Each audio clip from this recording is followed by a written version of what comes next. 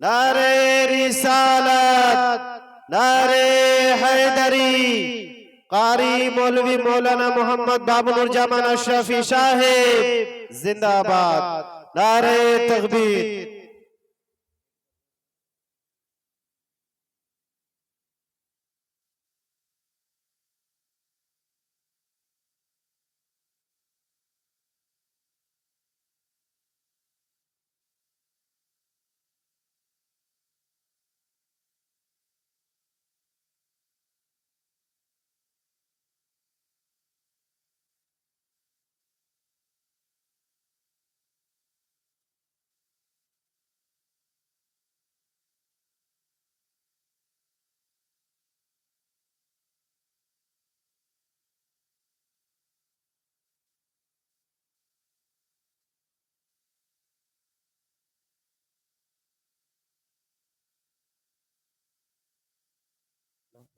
Hello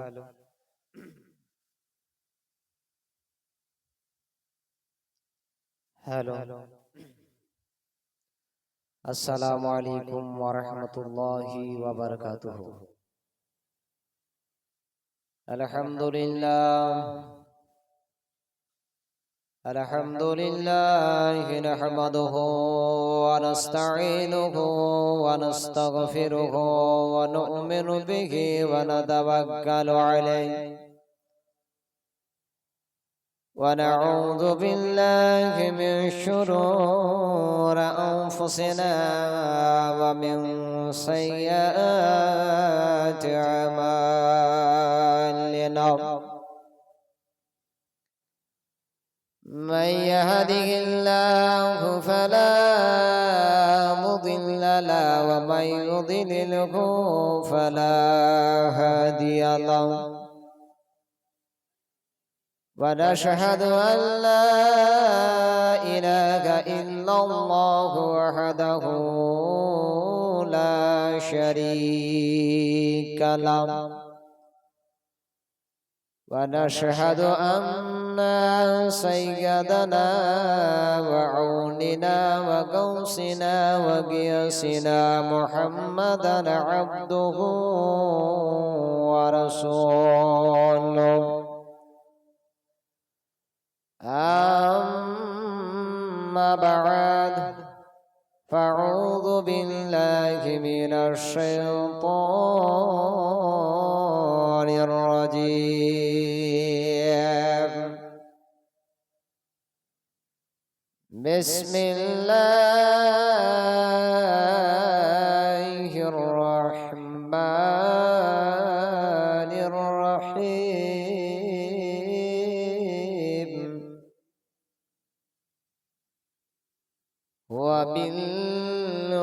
وبالوالدين إحسانا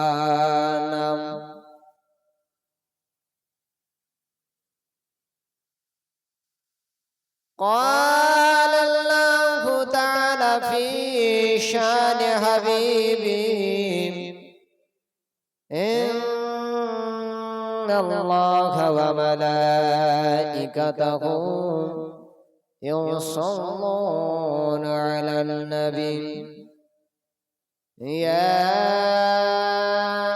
أيها الذين آمنوا صلوا عليه وسلموا تسليما اللهم صل على سيدنا مولانا محمد وعلى آل سيدنا وعلى آل سيدنا مولانا محمد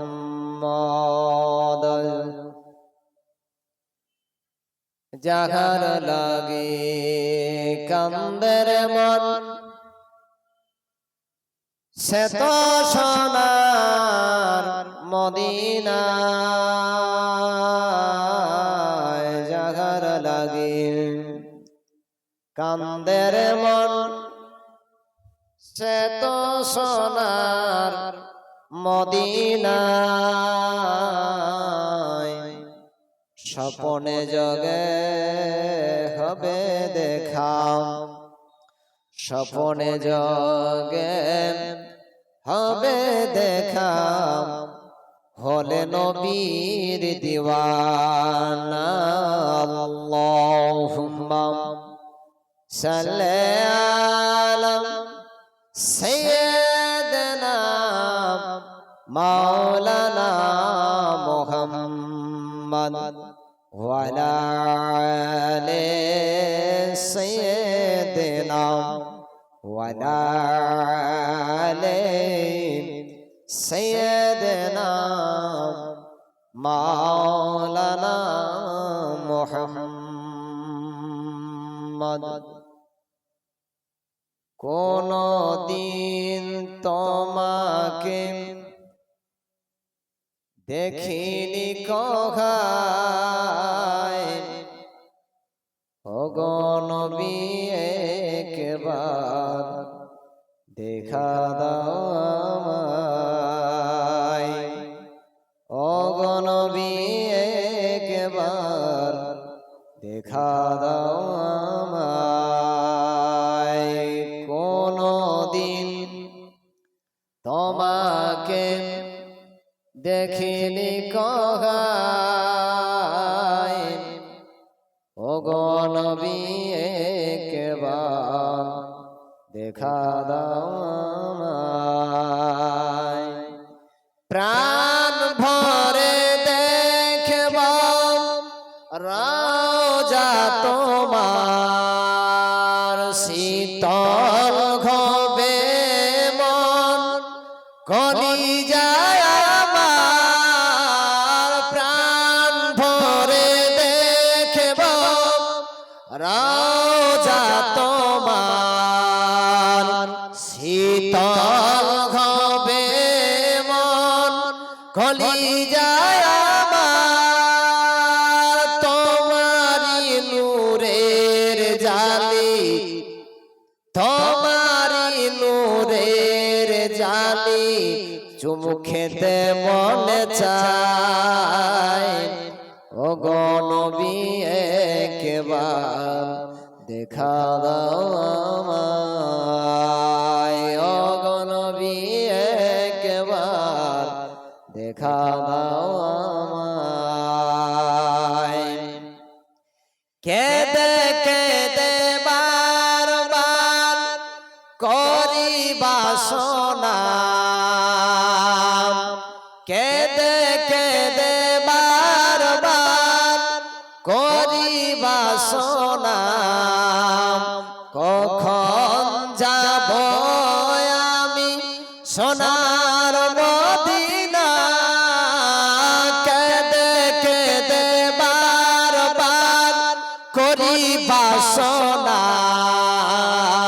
কখন যাব আমি সোনার মদিনা তোমারি নূরের জালি চুমু খেতে মনে চায় তোমার নূরের জালি চুমু খেতে মনে চায় ওগো নবী একবার দেখা দাও আমায় ওগো নবী একবার দেখা দাও আমায় কোন দিন তোমাকে দেখিনি কখায় ওগো নবী একবার দেখা দাও আমায় আল্লাহুম্মা সাল্লি আলা সাইয়্যিদিনা মাওলানা মুহাম্মদ ওয়া আলা আলি সাইয়্যিদিনা ওয়া আলা আলি সাইয়্যিদিনা মাওলানা মুহাম্মদ যাবতীয় প্রশংসা গুণ ভাজন গুণ তারিফ সেই মহান স্রষ্টা মহান রব্বুল আলামিনের দরবারে যিনি অক্ষয় অব্যয় নিরাকার নিরঞ্জন ওয়াহদাহু লা শারীক, যিনি কোন শব্দ দিয়ে সাতবক আসমান জমিনকে সৃষ্টি করেছেন, সেই প্রতিপালক সেই মহান স্রষ্টার একবার শুকরিয়া আদায় করি উচ্চ স্বরে বলুন আলহামদুলিল্লাহ। তারপরে পরে বিশ্ব রাসূল নূরের পুতুল আমিনার বেটা আব্দুল মুত্তালিবের পিতা জনাবি মুহাম্মদুর রাসূলুল্লাহ সাল্লাল্লাহু তাআলা আলাইহি ওয়াসাল্লামের প্রতি লক্ষ কোটি বার অগণিত দরুদ সালাম অবতীর্ণ হোক, বর্ষিত হোক, সকলেই বলুন আল্লাহুম্মা আমিন। আল্লাহুম্মা আমিন। বেরাদারান ইসলাম, মহিমান্বিত গ্রন্থ থেকে একটি আমি আয়াত তুলে ধরেছি।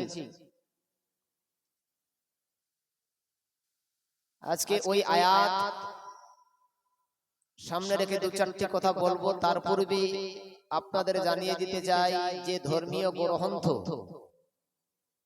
গ্রন্থ মানে হলো বই বা বুক বলা হয়। আজকে পৃথিবীতে যতগুলো কবি, যতগুলো রাইটার, যতগুলো মুসান্নিফ, যতগুলো দার্শনিক বৈজ্ঞানিক যারাই কিতাব লিখেছে, আজ অবধি কেউ চ্যালেঞ্জ করতে পারে নাই যে আমার কিতাবে ভুল নেই। ঠিক। আজ অবধি কিয়ামতের আগের দিন অবধি কেউ চ্যালেঞ্জ করতে পারবে না যে আমার কাব্য গ্রন্থ, আমার বই, আমার কিতাব, আমার বইয়ের পুস্তকে কোনো রকম ভুল নেই। কিন্তু আমার মহান আল্লাহ এমন একটা গ্রন্থ পৃথিবীর মধ্যে আমার নবীর উপরে নাজিল করেছেন গাড়ি ঘেরার প্রান্ত 30 বছর ধরে। যে কিতাবের প্রথম চ্যাপ্টার আল্লাহ আগে বলে দিচ্ছেন যালিকাল কিতাবু লা রাইবা ফি। সুবহানাল্লাহ। এই কিতাব এমন একটা গ্রন্থ, এমন একটা বই, এমন একটা কিতাব যে গ্রন্থের মধ্যে কিঞ্চিত পরিমাণ কোনো ভুল এবং সন্দেহের অবকাশ নেই। বলুন সুবহানাল্লাহ। সুবহানাল্লাহ। যেই কোরআনটাকে আল্লাহ রাব্বুল আলামিন 23 বছর ধরে নাজিল করেছে, সেই পবিত্র কোরআন, যে কোরআনটাকে আমরা যদি সবাই হৃদয়ের ভাষা দিয়ে একবার প্রশ্ন করি তাহলে সেই কোরআন অ্যানসার দিবে। আজকে পৃথিবীর সমস্ত ধর্মীয় গ্রন্থদেরকে ডেকে একত্রিত করা হলো, হওয়ার পরে প্রশ্ন করা হলো এই জানতে বস্তা, এই বাইবেল, এই গীতা, এই মহাভারত, এই তাওরীত, এই ইনজিল, বলো তোমার নাম কি? কোন কিতাব তার নাম ঠিকানা বলতে পারে নাই। কিন্তু একজন আশিক রাসূল, একজন আল্লাহ প্রেমিক ব্যক্তি কোরআনকে সামনে রেখে বলছে, কোরআন अगर तुमको कुछ सवाल किया जाए, এই আল্লাহর গ্রন্থ, এই আল্লাহর কিতাব, এই আল্লাহর কিতাব কোরআন তোমাকে যদি কেউ প্রশ্ন করে তুমি কি অ্যানসার দিতে পারবে? আল্লাহর কোরআন সঙ্গে সঙ্গে অ্যানসার দেওয়ার জন্য মানুষকে বলবে, দুনিয়ার মানুষ কমপক্ষে আমাকে প্রশ্ন তো করো।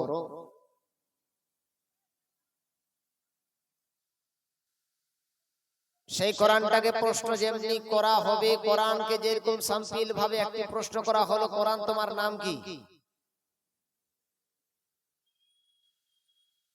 আল্লাহর কোরআন সঙ্গে সঙ্গে দুনিয়ার মানুষকে জানিয়ে দিল, বাল হুয়া কোরআনুল মাজিদ, আমার নাম হলো কোরআনুল মাজিদ। বলুন সুবহানাল্লাহ। সুবহানাল্লাহ।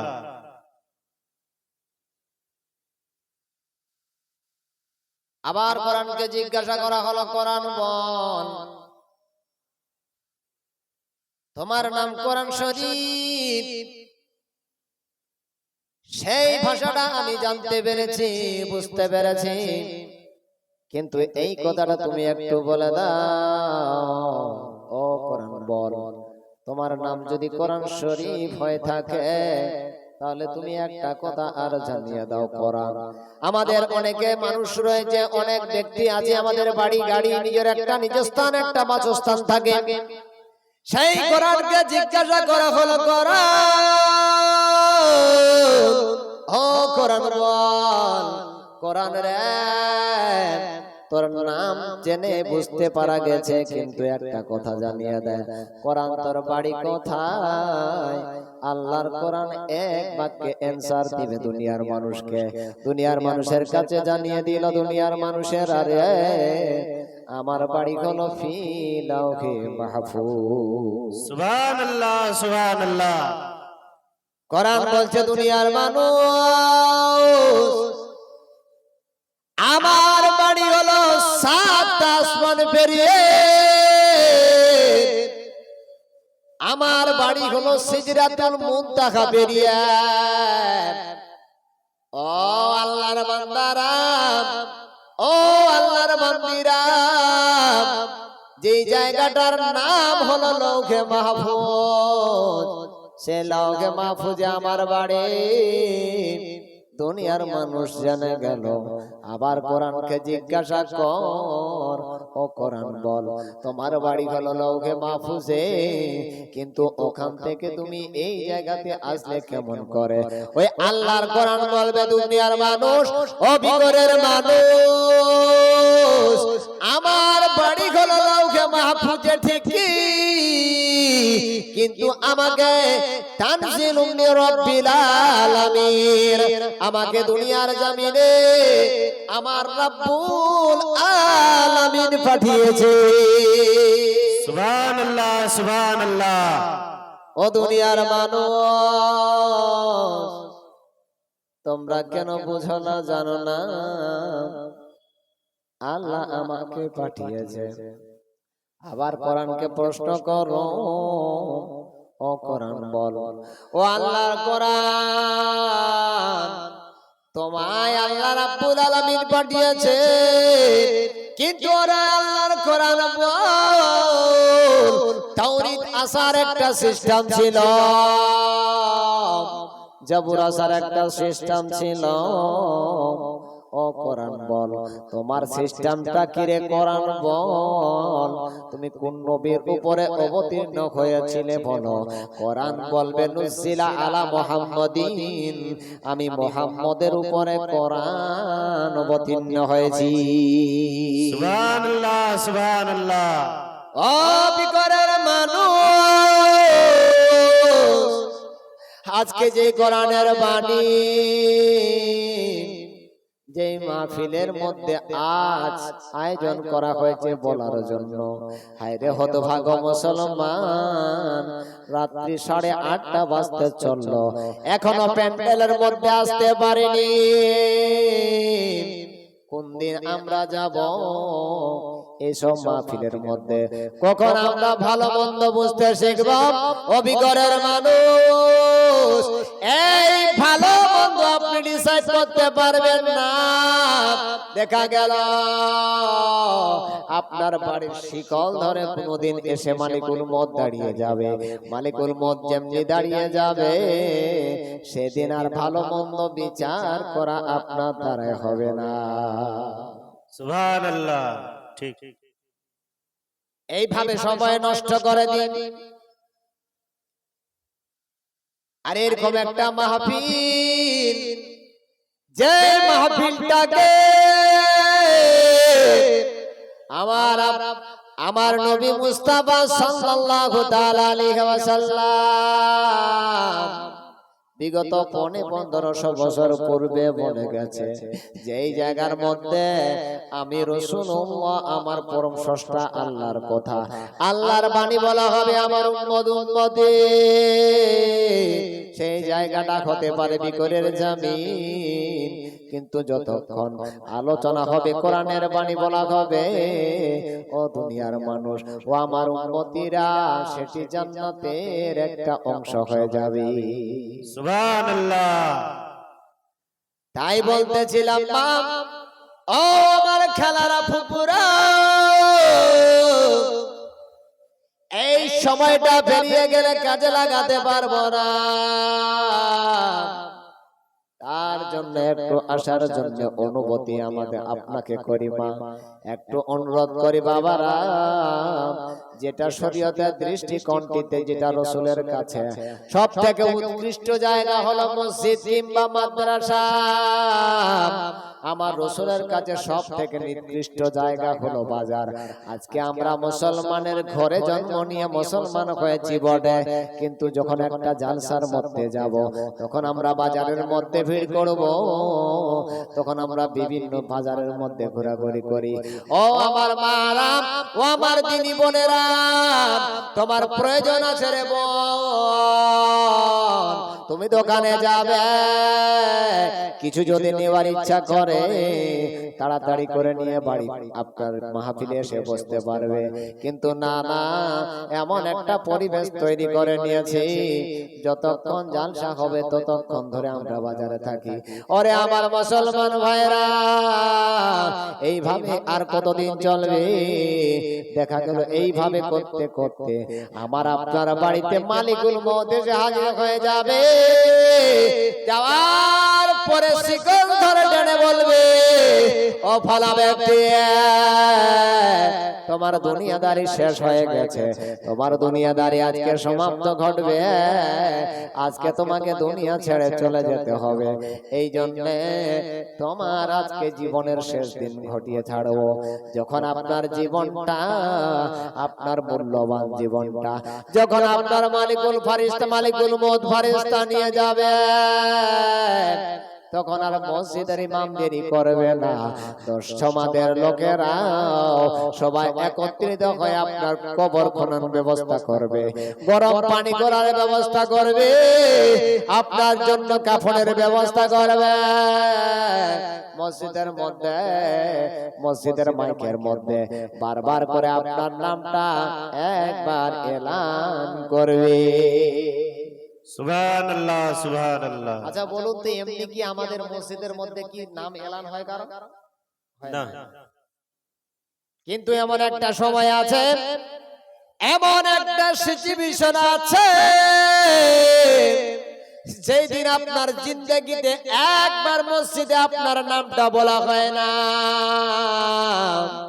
কিন্তু এমন একটা মুহূর্ত আসবে রে ভাই, এমন একটা সময় আসবে যেই সময়টাতে আপনার নামটা এলান করতে বাধ্য হবে উক্ত মসজিদের ইমাম। বলবে, ফালা ব্যক্তিরা, যা আমাদের মধ্যে পরিচিত একজন ব্যক্তি আর দুনিয়াতে নাই, এত চিন্তা ভাবনা কিসের রে ভাই? যুবক, যুবতী, এখনো সময় আছে, এখনো সময় আছে। আল্লাহর বারগাহে রিসালাতে এখনো যদি আমরা ফিরে আসি, এখনো যদি আমরা তওবা করে থাকি, আল্লাহ আমাদের জানা ও জানা গুনাহ সাগীরা মাফ করে দিবি। সুবহানাল্লাহ।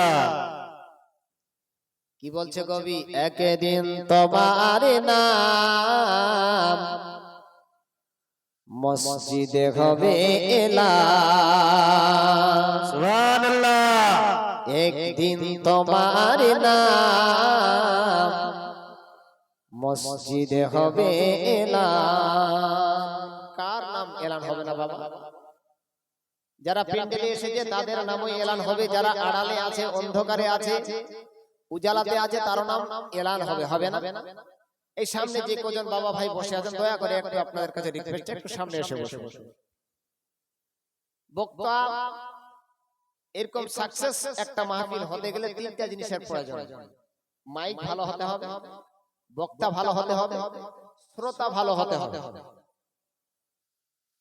এই 3টা জিনিস যদি পারফেক্ট হয়ে গেল, 3টা জিনিস যদি পুরোপুরি হয়ে গেল, দেখবেন আল্লাহর রহমতে ওই মাহফিলটা সাকসেসফুল হয়ে গেল। সুবহানাল্লাহ, সুবহানাল্লাহ। একটু আসুন সামনের দিকে, একটু আসে বসুন।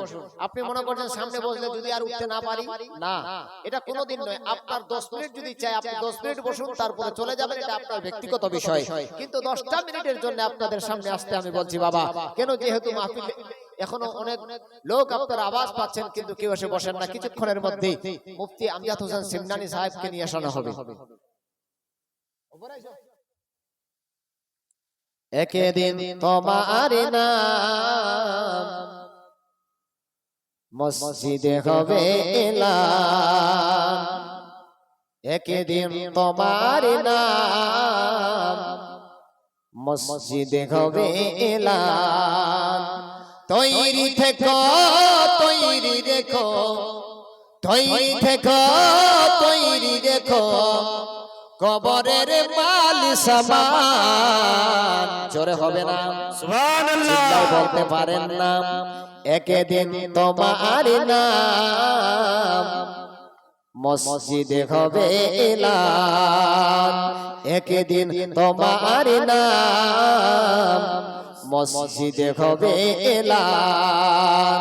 তৈরি থেকো, তৈরি রেখো, তৈরি থেকো, তৈরি রেখো, কবরের মাল সামান। একদিন তোমার নাম মসজিদে হবে এলান। বন্ধু স্বজন আত্মীয় পরিজন পরিয়ে তোমায় নতুন কাফন। আচ্ছা বলুন তো, যদি আমাদের মধ্যে কেউ মারা যায় নতুন কাপড় দেয় কি দেয় না? এক ব্যক্তি যখন মারা যাবে তার নতুনের জামাগুলো খুলে নেবে। এই মৌলানা বাবুনুর সুন্দর সুন্দর জামা পরে বিগড়ে জালসা করতে এসে জানটা জীবনটা যখন বেরিয়ে যাবে কাপড় খুলে নেবে। হাতে আংটি থাকলে খুলে নিবে, হাতে পরনের যদি ঘড়ি থাকে খুলে নিবে। আপনার কি বলছে, আপনার জামা কাপড় খুলে নিবে। এই জামা কাপড় গুলো খুলে নেওয়ার পরে এমন একটা কাপড় দিবে যেই কাপড়ের মধ্যে পকেট নাই, যেই কাপড়ের মধ্যে সেলাই নাই, ওই সেলাই বিহীন কাপড়টা পরিয়ে দেবে। সমস্ত ভালো ভালো দামি দামি জামাগুলো খুলে নিবে।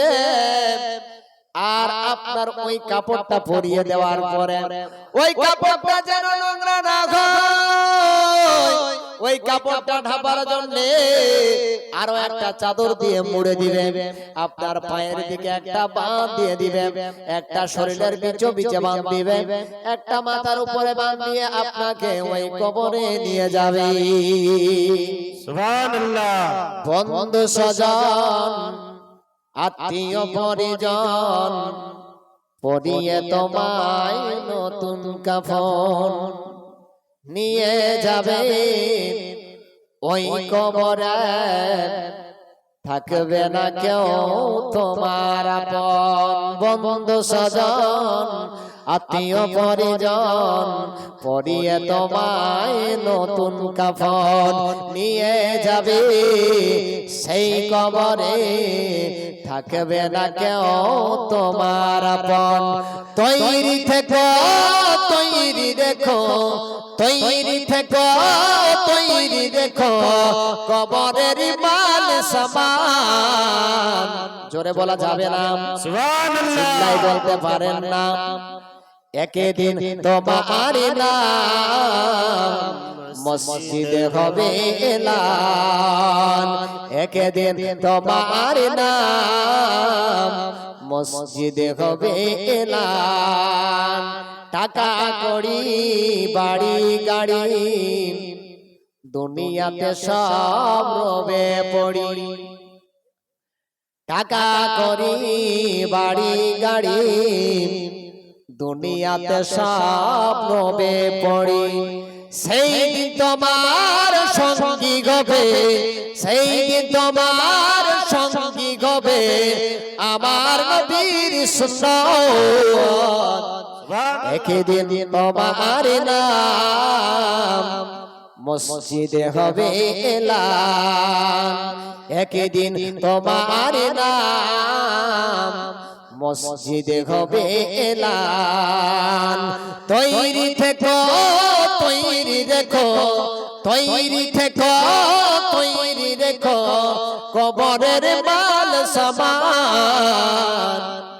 একদিন তোমার নাম মসজিদে হবে এলান। আল্লাহুম্মা সাল্লি আলা সাইয়্যিদিনা মাওলানা মুহাম্মদ ওয়া আলা আলি সাইয়্যিদিনা ওয়া আলা আলি সাইয়্যিদিনা মাওলানা মুহাম্মদ। সেই আল কোরআন, যে কোরআনকে প্রত্যেকটা অ্যানসার যদি আমরা প্রশ্ন করি অ্যানসারটা পাওয়া যাবে। সঙ্গে সঙ্গে জন্য একটু আর ওদিকে বাড়লাম না। সেই আল কোরআন থেকে একটি আয়াত তুলে ধরেছি। আল্লাহ রাব্বুল আলামিন বলছেন ওয়াবিল ওয়ালিদাইনি ইহসানা, বলুন সুবহানাল্লাহ। সুবহানাল্লাহ। আল্লাহ বলছেন যে নিজের পিতা মাতার সঙ্গে আচ্ছা সুলুক করো, নিজের মা বাবার সঙ্গে সদা সর্বদা ভালো ব্যবহার করো। আজকে এই জিনিসটার পৃথিবীতে বড় অভাব বাবা, কথাটা ঠিক না ভুল? ঠিক। কথাটা 100% ঠিক যে আজকে এই জিনিসটার অভাব। যে মা বাবাকে যে ভালোবাসার কথা বলেছেন আল্লাহ, আরো আল্লাহ কোরআনের মধ্যে বলেছেন আনিশ কুরলি ওয়ালে ওয়ালে দাইকা ইলাইকাল মাসির। আল্লাহ বলছেন হে বান্দারা, তোমরা আমার শুকরিয়া আদায় করার সাথে সাথে ওয়ালে ওয়ালে দাইয়া নিজের পিতা মাতারও শুকরিয়া আদায় করিও, বলুন সুবহানাল্লাহ। সুবহানাল্লাহ। তাহলে শুকরিয়া আমরা আল্লাহর আদায় করি। আমরা শুকরিয়া কার আদায় করি? আল্লাহ। আল্লাহর শুকরিয়া আদায় করার পরে আল্লাহ বলছে বান্দা যখন তোমরা আমার শুকরিয়া আদায় করবে, তো আমার শুকরিয়া আদায় করার পরে পরে সাথে সাথে তোমরা নিজের পিতা মাতারও শুকরিয়া আদায় করিও। ঠিক। কেন? আল্লাহ বলছে বান্দা তোমার জীবনের মালিক আমি আল্লাহ। আল্লাযী খালাকাল মাউতা ওয়াল হায়াতা লিয়াবলুয়াকুম আইয়ুকুম আহসানু আমালা। মরণ জীবনকে আমি সৃষ্টি করেছি বা আমি মালিক তোমাদের এই জন্য সৃষ্টি করেছি, পরীক্ষা নেওয়ার জন্য। আইয়ুকুম আহসানু আমালা, এই পরীক্ষার রেজাল্টটা এটাই হবে যে হাসরের দিন তোমাদের মধ্যে কার নেকি বেশি বেশি আছে। সুবহানাল্লাহ। কার নেকি বেশি, এটাই পরীক্ষা হবে পৃথিবীতে। আল্লাহ বলছেন অপর আয়াতে যে আমার শুকরিয়ার সাথে সাথে আমার শুকরিয়া আদায় করার পরে পরে নিজের পিতা মাতার শুকরিয়া আদায় করো। কেন? এই জন্য যে আমি আল্লাহ তোমাকে সৃষ্টি করেছি, তোমার জীবনের মালিক বটে, কিন্তু তোমার পিছনে তোমার মা বাবারও বড় সড় অবদান আছে, বলুন সুবহানাল্লাহ। সুবহানাল্লাহ।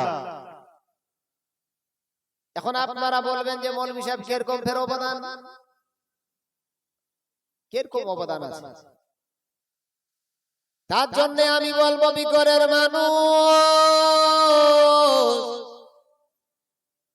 আপনার জীবনের মধ্যে আপনার মা জন্য আপনার বাবা মায়ের এত বড় অবদান আছে, এত বড় অবদান আছে।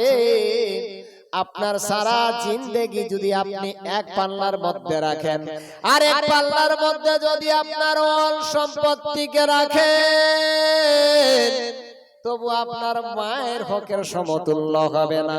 এই জন্য আমার নবী মুস্তাফা ফোনে 1500 বছর পূর্বে বলে গেছেন তাতাল উম্মাহাতু আকদামিন, ও আমার উম্মত উম্মতিরা, তোমার মায়ের পায়ের নিচে আমি নবী মুস্তাফা জান্নাত রেখেছি। ওরে আমার উম্মত উম্মতি, তোমরা যদি জান্নাত যেতে চাও নিজের মায়ের সেবাতে লেগে যাও। আর তোমরা যদি নিজের মায়ের সেবাতে নিযুক্ত হয়ে যেতে পারো, আমার আল্লাহ খুশি হয়ে যাবে। আর আমার আল্লাহ যদি খুশি হয়ে যায়, ও বান্দারে, ও আমার উম্মত উম্মতি, আল্লাহ রাব্বুল আলামিন তোমাকে জান্নাতে জায়গা দিয়ে দিবে। সুবহানাল্লাহ। তাহাতাল উম্মাহাতু আকদামিন, আমার রাসূল বলছেন তোমার মায়ের পায়ের নিচে তোমার জান্নাত।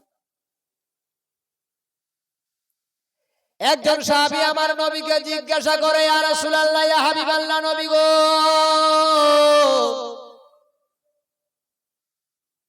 যতগুলো কাজ আছে কোন কাজটা আল্লাহর কাছে বেশি ভালো? দয়া করে নবী গো যদি একটু আপনি আমাকে ইশারা করে দিতেন।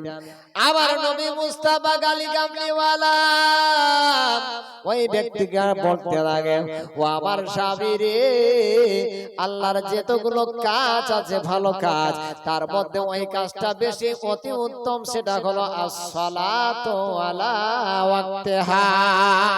সুবহানাল্লাহ, সুবহানাল্লাহ। আসসালাতু আলা ওয়াক্তিহা, নামাজকে সঠিক সময় আদায় করা, নাম্বার 1 পজিশন। এক নাম্বারের মধ্যে নির্ধারিত সময়তে নামাজ আদায় করা। আমার সাহাবী জিজ্ঞাসা করে, ইয়া রাসূলুল্লাহ, ইয়া হাবিবাল্লাহ, নবী গো, এই এক নাম্বার পজিশনটার পরে গো নবী আর কোন জিনিসটা আল্লাহর কাছে বেশি পছন্দনীয়? আমার নবী বলছে, সাহাবী রে, নামাজের পরে যে জায়গাটা, যে স্তরটা আল্লাহ রেখেছে, সেটা হলো সুম্মা বিররুল ওয়ালিদাইন, নিজের পিতা মাতার সঙ্গে ভালো ব্যবহার করা। সুবহানাল্লাহ। ও বিকরের মানুষ, আপনাদের দৃষ্টি আকর্ষণ করছি বাবা মা, আল্লাহ এক নম্বরে নামাজটাকে রেখেছে, কিন্তু দ্বিতীয় স্তরের মধ্যে আল্লাহ যেন নিজের মায়ের স্থানটা বাবার স্থান রেখেছে। সাহাবী জিজ্ঞাসা করে, ইয়া রাসূলুল্লাহ, ইয়া হাবিবাল্লাহ, নবী গো, প্রত্যেকটা জিনিসের 3টা 4টা করে পজিশন হয়, ইয়া রাসূলুল্লাহ, ইয়া হাবিবাল্লাহ, এমন আর 3 নাম্বার কোন জিনিসটা আল্লাহর কাছে বেশি ভালো? আমার নবী মুস্তাফা সঙ্গে সঙ্গে বলতে লাগে, ওরে আমার সাহাবী, আল জিহাদু ফি সাবিলিল্লাহ। আমার নবী, আল জিহাদু ফি সাবিলিল্লাহ, আল্লাহর রাস্তাতে জিহাদ করা।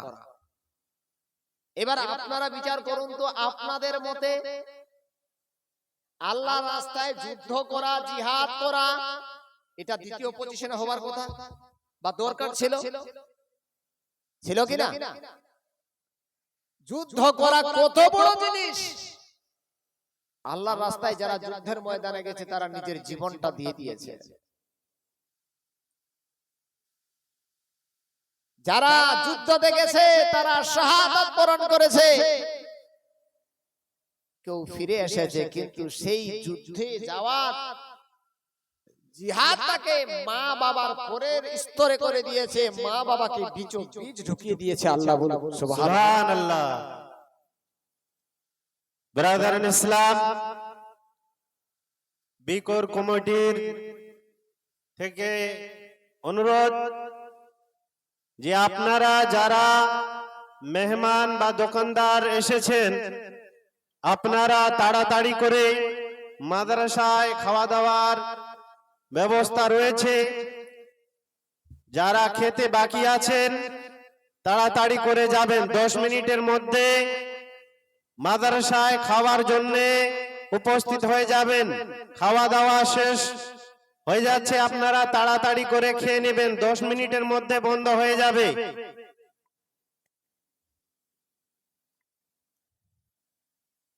তাহলে যুদ্ধটাকে থার্ড পজিশন, সুম্মা বিররুল ওয়ালিদাইন, এটা দ্বিতীয় পজিশন। আসসালাতু আলা ওয়াক্তিহা, নামাজকে সঠিকভাবে পাবন্দির সহিত আদায় করা 1 নাম্বার পজিশন। তাহলে এখান থেকে আমরা কি বুঝলাম? যে আল্লাহ আমার মা পিতা মাতাদের, আমাদের মা বাবাদের মর্যাদা আল্লাহ কত বাড়তি করেছেন। কিন্তু হায়রে দুনিয়ার মানুষ, পৃথিবীর কি পরিহাস দেখা যায়। এখনো বিভিন্ন জায়গাতে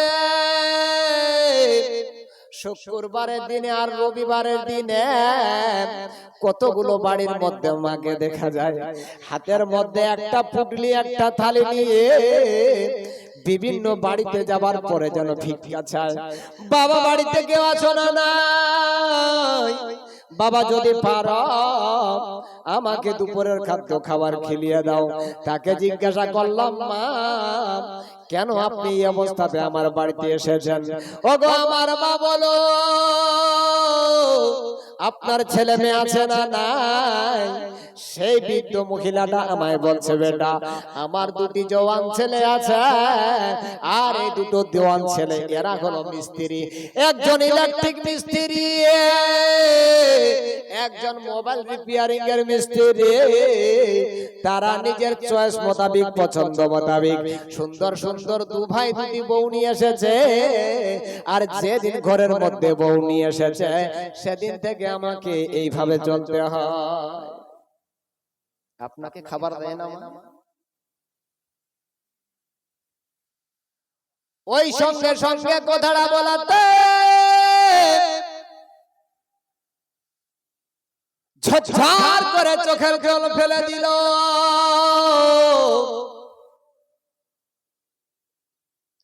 ও আমার বেটা, আমার দুটো যুবক ছেলে যদি আমাকে দিনে দুবেলা খাবার দিত রে বেটা, আমার আমাকে আমার সঙ্গ দেয় না। আমি সারাদিন মানুষের বাড়ি বাড়ি যাই, আমি নিজের পেটের ক্ষুধা নিবারণ করার জন্য আমি ভিক্ষা করি। রাতের বেলা যখন সন্ধ্যা বেলায় বাড়ি পৌঁছে যাই, যাবার পরে আমার পা আমার হাঁটু দিল এত যন্ত্রণা করে রে বেটা, এত যন্ত্রণা করে। এই যন্ত্রণার তাড়নাতে সারা রাত্রি আমি বিছানায় ঘুমোতে পারি না। আছে না বিকরে আসে না কেউ ভিক্ষা করতে? কোন নারী আসে না? আছে। দেখেন নাই? কোনদিন কি ওই নারীটাকে জিজ্ঞাসা করেছেন, মা আপনি ভিক্ষা করছেন কেন? আপনার বাড়িতে আসে এতটুকু একটু চাল ধরে দিচ্ছেন, 10-12টা চাল নিয়ে যাও, খা 8 দিন ধরে, ঠিক না? কোনদিন জিজ্ঞাসা যদি ওকে করেন আপনার মহাব্বত দিয়ে, আপনার অন্তর দিয়ে, তো আপনার অন্তরের কথাটার সঙ্গে তার অন্তরের কথাটা মিল হয়ে যাবে। ও বিকরের মানুষ,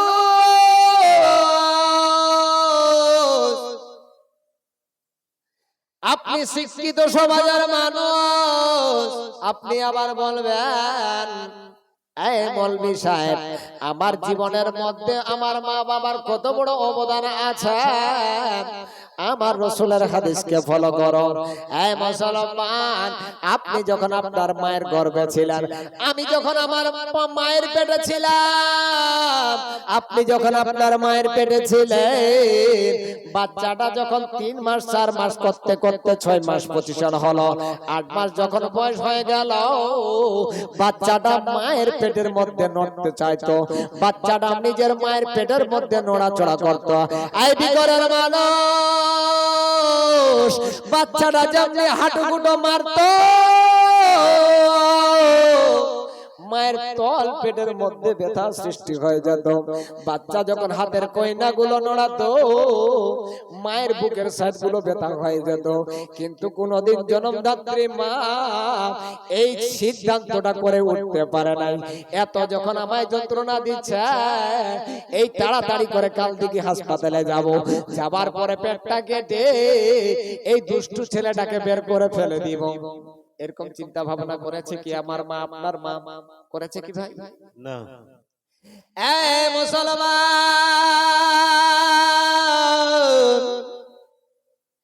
নিজের পেট ব্যথা হয়ে গেছে, যতবার বাচ্চা নড়াচড়া করেছে ততবার ব্যথা হয়ে গেছে। বাবা মা পেটের মধ্যে ওই যন্ত্রণাটা নিজে সহ্য করে নিয়েছে।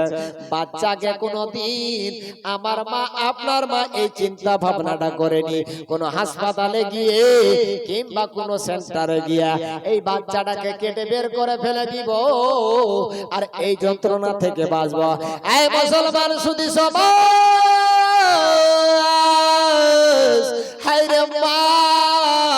শুধু তাই নয়, তাই নয়, যখন বাচ্চারা বেশি বেশি করে পেটের মধ্যে নড়তো, আমার জন্মদাত্রী মা বুঝতে পেরে যেত যে আমার পেটের মধ্যে বেবি আছে, আমার পেটের মধ্যে যে বাচ্চাটা আছে নিশ্চয় বাচ্চাটাকে খিদা লেগেছে, নিশ্চয় বাচ্চাটাকে ভুক লেগেছে। বাড়িতে যদি কোনো খাবার না থাকতো ওই বাচ্চাটার আপনার নড়াচড়াটা বন্ধ করার জন্য, বাচ্চার ক্ষুধা নিবারণ করার জন্য আমার জনমধাত্রী মা, আপনার জনমধাত্রী মা দুটো বিস্কিট খাবার পরে এক গ্লাস পানি খেয়েছে, বাচ্চা যেন আপনার চুপ হয়ে গেছি। সুবহানাল্লাহ। ভুলে গেছি সেই মায়ের কথা। শুধু তাই নয় মুসলমান, যখন একটা বাচ্চা 10 মাস 10 দিন হয়ে যায়, দুনিয়ার মধ্যে বাচ্চাটা যখন ভূমিষ্ঠ হয়, বাচ্চা যখন ভূমিষ্ঠ হবে দুনিয়ার মধ্যে জন্ম লাভ করবে, ওই বাচ্চা যদি কান্নাকাটি করে তাহলে দেখবেন মা আনন্দে হাসে, হাসে না নাই? আর যদি বাচ্চা কান্নাকাটি না করে দেখবেন মা কান্না করতেছে, ওই মাকে জিজ্ঞাসা করো, মা তোমার বাচ্চা জন্ম গ্রহণ করেছে, মা বাচ্চাটা কাঁদতেছে, তুমি কেন হাসলে মা? ওই মা বলবে, বেটা রে আমি এই জন্য হাসতেছিলাম, বাচ্চা যখন কেঁদেছে আমি এটা অনুভব করে নিয়েছি যে আল্লাহ আমার বাচ্চাটাকে বোবা তৈরি করে নাই, বোবা তৈরি করে নাই, বোবা করে পাঠায় না, এই জন্য আমি হাসতেছিলাম রে বাপ। ওই মাকে যদি জিজ্ঞাসা করা হয়, মা আপনার বাচ্চা যখন কাঁদলো না কেন, আপনি কাঁদলেন?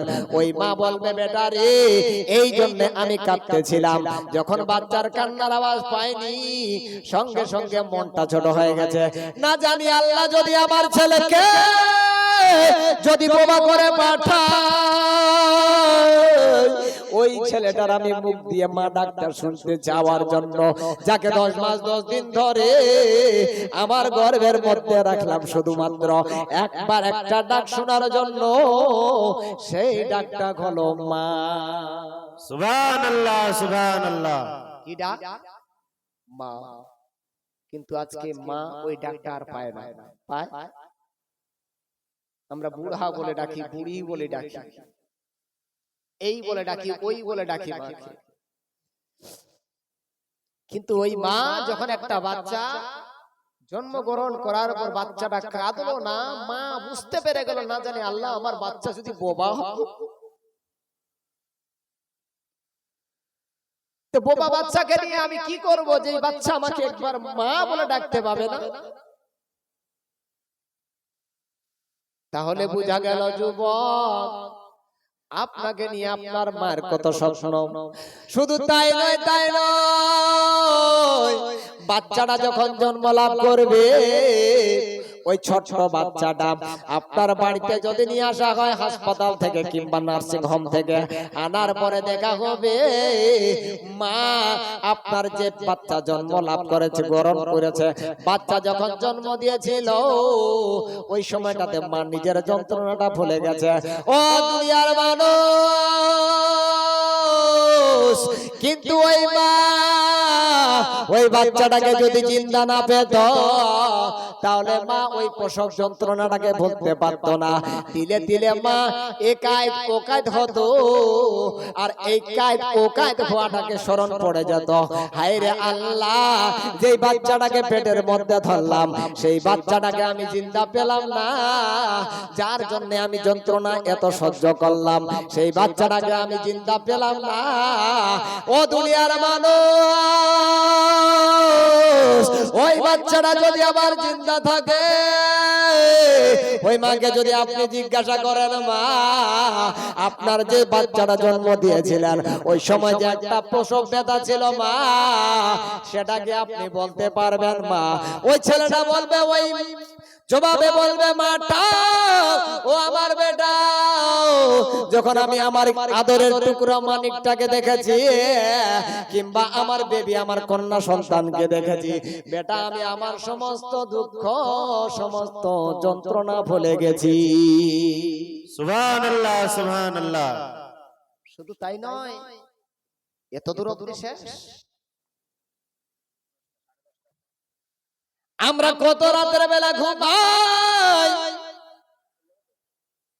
যেই মায়ের বাচ্চা নাই ওই মা যদি রাতে 9টার মধ্যে ঘুমিয়ে যায় ওই মা উঠবে সকাল 5টাতে। কিন্তু যেই মাটা বাচ্চা জন্ম দিয়েছে ওই বাচ্চা যে যার বাচ্চা রয়েছে সেই মাটা রাতের বেলা যদি 9টায় ঘুমায় 10:30 হতে হতে বাচ্চা কান্না করবে। মা নিজের ঘুমটা ভেঙে দিবে, দেওয়ার মধ্যে যেন ছেলেটাকে স্তনপান করাবে। ও দুনিয়ার মানুষ, একবার নয় দুইবার নয়, কয়েকবার ধরে রাতের বেলাতে ওই মা ওই বাচ্চাটাকে দুধ পান করাবে। আজকে আমরা যদি কোনো জালসার মধ্যে যাই, একটা রাত্রি যদি জালসা করার কারণে ঘুমটা যদি নষ্ট হয়ে যায়, 2 দিন ধরে ঘুম পূরণ হয় না, কত যেন শরীরটা খারাপ করে, চোখগুলো বসে যায়। ও দুনিয়ার মানুষ, একটা বাচ্চাকে প্রতিনিয়ত প্রতিদিন যখন দুধ পান করার জন্য 5 থেকে 10 বার যখন একটি মা উঠে, বলুন তো সারা রাত্রির মধ্যে মা ক ঘন্টা ঘুম পেড়েছে? সুবহানাল্লাহ, সুবহানাল্লাহ। ক ঘন্টা ঘুম পেড়েছে? আরে প্রসব ব্যথা, জ্বালা যন্ত্রণা, দুধের দাবি, এগুলা তো দূরের কথা। মা যে আমাকে আপনাকে দুধ পান করার যে সময়টা নষ্ট করেছে, এই সময়টার তো মূল্যটা দাও। এই সময়টা আমরা মূল্যটা দিতে পারবো না। ও বিকরের মানুষ, ও আমার বাবা ভাই মা বোনেরা, শুধু তাই নয়, বাচ্চা যখন 2 মাস 3 মাস বয়স হয়ে যাবে, যে সময়গুলোকে প্রতিদিন সূর্যের তাপ দেখা দিবে, ওই বাচ্চা পেশাব করা ছোট ছোট কেথাগুলো রৌদ্রতে শুকিয়ে যাবে। কিন্তু যেমনি পৌষ মাসটা এসে পড়বে, 1 মাস ব্যাপী 10 দিন ধরে 5 দিন ধরে আপনার সূর্যের মুখ দেখা যায় না। একটা বাচ্চা ঘন ঘন প্রস্রাব করার কারণে আপনার ছোট ছোট কেথার টুকরোগুলো ভেজে গেছে। ও দুনিয়ার মানুষ, আর রাতের মধ্যে যেগুলো কেতা ছিল ওই কেতাগুলো সব ভিজে গেছে, পেশাব করে দিয়েছে। ছোট্ট বাচ্চাটা মা টর্চ লাইট জ্বালিয়ে দেখে আর কোন রকম কোন কেতা না পাওয়াতে, হায় রে আল্লাহ, আমার এই সোনার রত্নটাকে আমি কোথায় রাখবো, কোথায় ধরে রাখবো? ওই সোনা মামনির ছেলেটাকে নিজে শুকনো জায়গায় রাখার জন্য ওই পেশাবের জায়গাতে আমার মা, আপনার মা নিজের পিঠটা সেটিং করে দিয়েছিল, আর নিজের বুকের মধ্যে ওই আদরের সোনা মানিকটা শুকনো জায়গায় বিছান করে দিয়েছিল। সুবহানাল্লাহ, সুবহানাল্লাহ। এর নাম হলো মা। নিজে ভিজা জায়গাতে নিজের পিঠটা লাগিয়ে দিয়েছে, নিজের সিনাটা বিছান করে নিয়েছে। কবি বলছে, নবী বলেন আমি বলে মাহফিলেতে নবীর হাদিস শোনো না, নবী বলেন মায়ের দিলে ব্যথা দিও না, নবী বলেন মায়ের দিলে ব্যথা দিও না। আমি বলি মাহফিলেতে নবীর হাদিস শোনো না, নবী বলেন মায়ের দিলে ব্যথা দিও না। আরে 10 মাস 10 দিন ধরে ওরে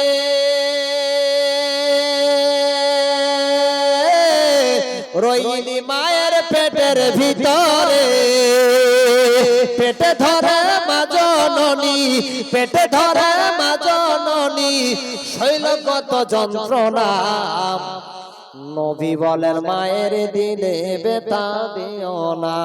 সুবহানাল্লাহ, সুবহানাল্লাহ। নবী বলেন মায়ের দিলে ব্যথা দিও না। হায়রে মা, সন্তান ঠিটলে গেছে কিংবা গঙ্গারাম পড়ে গেছে, নিজের স্ত্রী বিছানা করে ঘুমিয়ে গেছে, কিন্তু নিজের মা ঘুমায় না। আল্লাহ, আমার ছেলে কেন ফিরে আসে না? হয় না? যদি ঝড় সুবহানাল্লাহ। যদি মেঘ লাগায়, যদি আপনার ঝড় শুরু হয়ে যায়, মায়ের মনটা ছোট হয়ে যায়। আল্লাহ, সব ছেলেকে দেখতে পাচ্ছি, আমার বাচ্চা কেন আসে না, আমার ছেলে কেন আসে না, এইভাবে করে মা সন্তানের চিন্তা করে বাবা। কিন্তু যদি আমার স্ত্রী হয়, আপনার স্ত্রী হয়, যে এত ঝড় ঝাপটা আসুক না কেন, তারা রাতের খাবার খাবার পরে নিজের বিছানার মধ্যে শুয়ে যায়। কিন্তু আমার মা, আপনার মা ঘরের মধ্যে কোনোদিন চেন পায় না। ছেলে আমার গঙ্গারামপুর থেকে আসবে, এত ঝড় বৃষ্টি শুরু হয়ে গেছে, কেমন করে আসবে? এই জন্য বলছেন, না খাইয়া মা জননী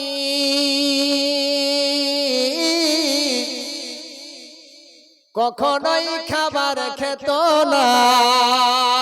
সুবহানাল্লাহ, সুবহানাল্লাহ। ছেলে না খেলে মা খায় না, কিন্তু এখনকার বউরা খেয়ে নিচ্ছে। তো স্বামী পরে খাবে, আমি খাই নি আগে, পেট ভরে, ঠিক কিনা? কিন্তু মা কাকে বলে? ছেলেকে না খিলিয়ে মাতা কখনোই খাবার খেত না। আর ওই ছেলের গে মাতায়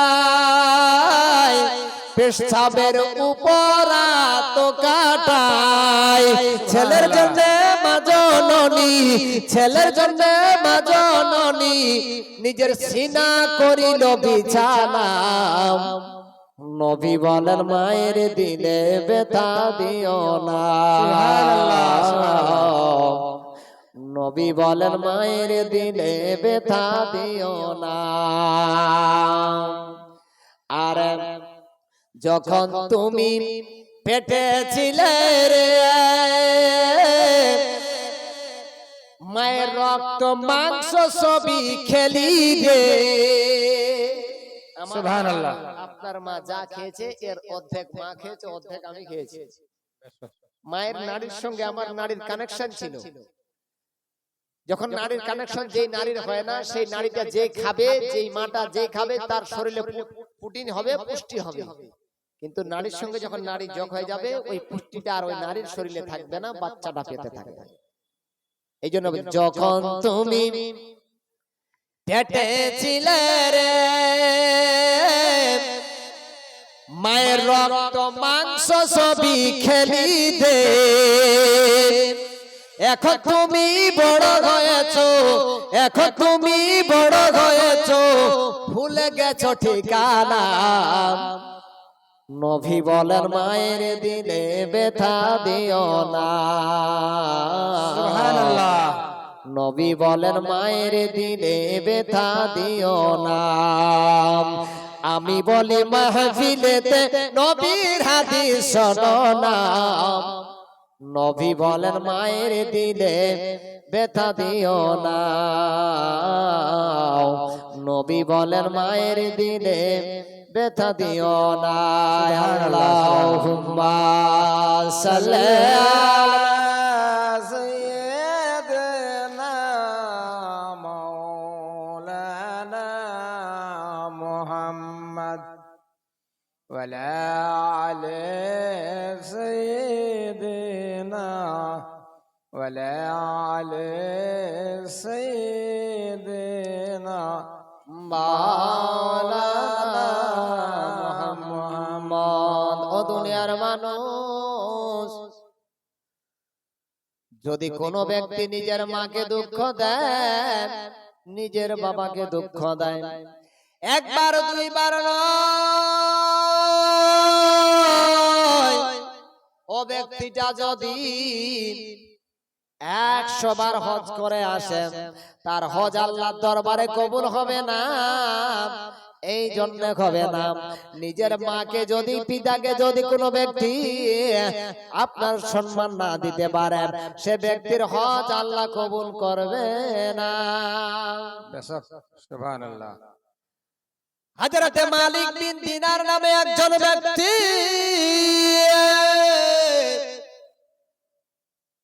হযরতে মালিক বিন দিনার হজ করতে গেছেন। হজ করতে যাওয়ার পরে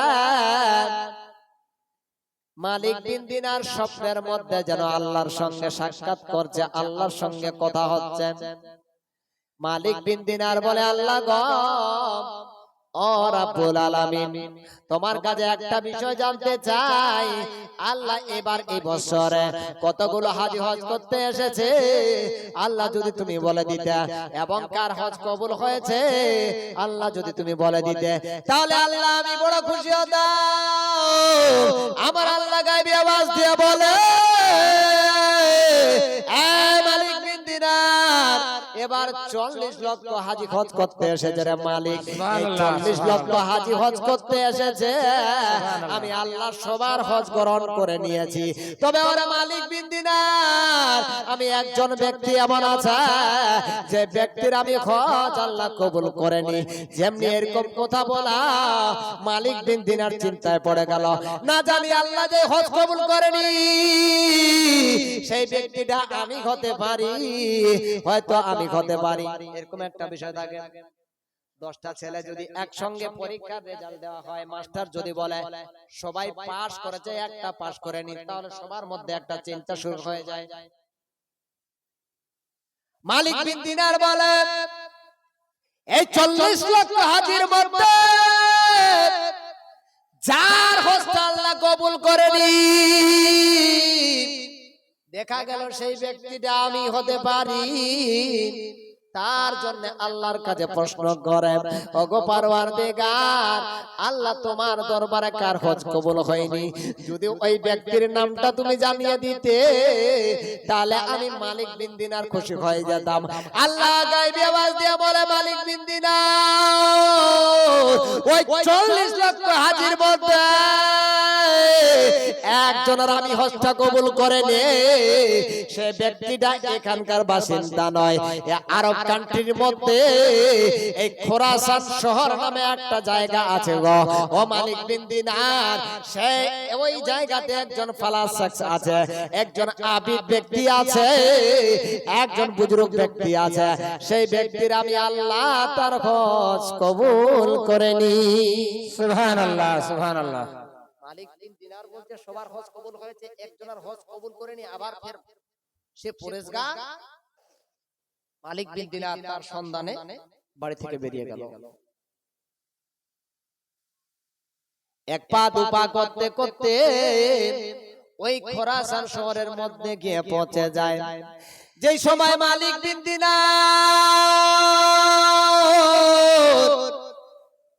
ওই ব্যক্তির গাড়ি ওই ব্যক্তির গ্রাম শহরের মধ্যে পৌঁছেছে, লোকের মধ্যে জিজ্ঞাসা করেছে, ও খোরাসান শহরের মানুষেরা, আমি ওই ফালা ব্যক্তিটার সঙ্গে সাক্ষাৎ করতে চাই বা ফালা ব্যক্তির সঙ্গে দেখা করতে চাই। ওই খোরাসান শহরের সমস্ত লোক একত্রিত হয়ে গেল।